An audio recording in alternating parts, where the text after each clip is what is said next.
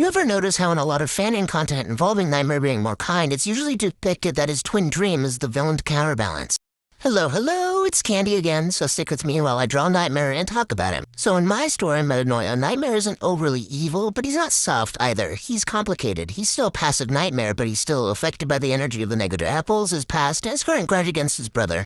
I often find people treating a fan version of Nightmare to be an absolute sweetheart. There's nothing wrong with this interpretation if you're wanting this kind of content for yourself. I'm not looking to write a canon Nightmare mostly out of hatred for his creator and his original lore, but I still wanted to try my hand at keeping him a villain. And I went about this by expanding on this trauma. A common way of representing trauma in a lot of media is to make the victim of that trauma very scared, appear weaker or fragile. And though this can happen, it's not a very decent way to represent it. Hurt people is very common in cases of trauma. Often, the mindset of someone living with trauma is that they feel envious of people who live quote-unquote better lives than they do and wish those people didn't. Trauma can make people envious and hateful.